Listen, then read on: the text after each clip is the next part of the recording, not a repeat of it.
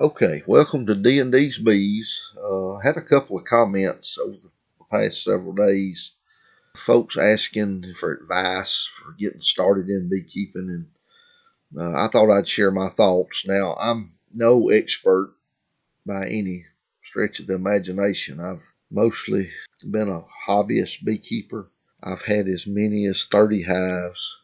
There's been several times through the years that I've had to get out of it for various reasons, work, moving and stuff like that. So, but for the most part, since the late 90s, maybe 95, 98, I've had bees. Those questions got me to thinking, if I, knowing what I know now, if I was starting in bees, what would I recommend? And so the first thing, if it's at all possible, uh, try to find you an experienced beekeeper near you, and you might have to do some searching. Hopefully, you're close enough to maybe there's a beekeeping association or a beekeeping club, and you can get in contact with them. If that's the case, there'll always be somebody there, or it's been my experience. There'll be somebody there that retirement age, retired. Maybe they used to be commercial beekeepers. Maybe they used to be, sideline beekeepers, or even large hobby beekeepers. But they've got a lot of experience, and there'll be somebody there that would, love to help you out. And my recommendation is don't just pick their brain and talk to them, but spend as much time as you can with them in their bees, and they'll be able to teach you a lot of stuff. You'll get to see a lot of stuff. For me, it's easier for me to learn that way. I can see and they can explain what's going on as I'm seeing it, not just maybe reading it in a book. And that's good, but I think the better way is to be with that experienced beekeeper, and he can tell you what he's seeing. He can show you. You can learn what he's looking at, what he's doing. And then maybe a better teacher than that, and I recommend the other first, but probably the best teacher is trial and error. Now, he's an expensive teacher, but I think in a lot of cases he's the best teacher. You remember his lessons a lot better than just hearing it from somebody else or reading it somewhere. So, I say this: if I was starting out, I wouldn't start with less than 3 hives, and if I, with no experience, I wouldn't get 10. I'd between 3 and 5 would be the most. I'd recommend 3, and then use one of those hives as your trial and error hive. And what I mean by that, when you first get into beekeeping, you're excited, and I still am. I can't wait to get home this weekend and go in my bees. I'm looking forward to it. But especially if you're starting with just one hive, the tendency for a new beekeeper, they're out there every 5 minutes opening that hive up, looking in it, or every day or twice, 3 times a week. And I don't know if you've been in a beehive, but if you do, you're gonna notice they don't want you going in their hive. It's not really helping them most of the time. It stresses them, but you got to learn, and experience and is the best way to do it. And so get you 3 hives. Start with nukes or whatever full blown hives. When I started, everybody went with packages. I never heard of a nuke uh, until years later. But knowing what I know now, I would never start with a package again. I'd start with nukes. Have one of them that you just gonna go in every time you want to go in a hive. You're gonna go in that one, and that way, when something does go wrong, and maybe it's not just with that hive, but any of those hives, you've got resources to fall back on. Unless you are connected with a beekeeper, near you that's willing to help you out.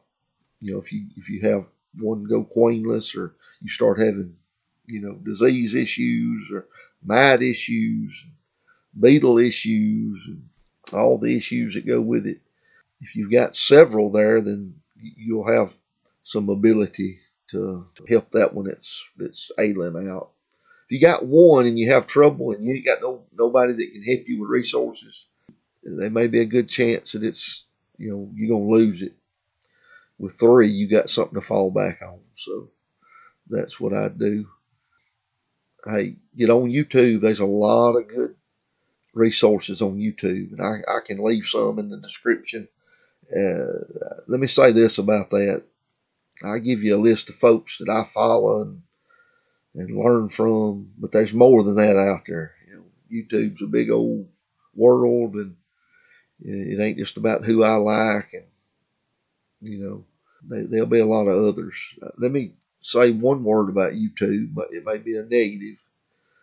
I'm guilty of this. You may not be this way, but if I'm not careful, I start comparing what I'm doing to what they're doing, and it can be a source of stress for me because I feel like I got to do just what this beekeeper's doing or that beekeeper's doing. If I'm not, I feel like I'm failing. And I say this now: those bees are your bees. They're not my bees. When I go with my bees, I make the decisions. I decide what I'm going to do. I decide if I'm going to pull two frames and start a nuke, or I decide if I'm going to get a mite count.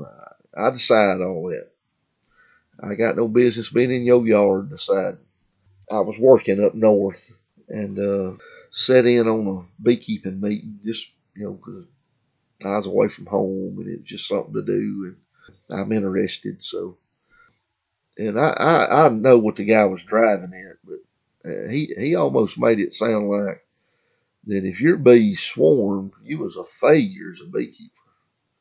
And I didn't say nothing. Like I said, I knew what he was kind of driving at, the importance of taking care of your bees. But what I wanted to say was, hey, them bees is gonna swarm whether you let them swarm or not. You're not gonna stop them from doing what they do. Not totally.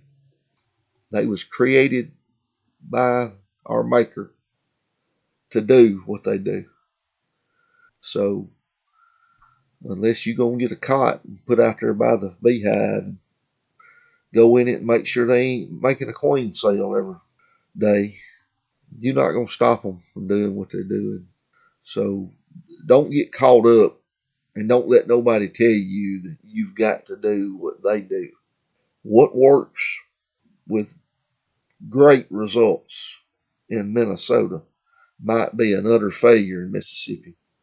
That's two different locations, two different climates, two different nectar flows, two different sources of nectar.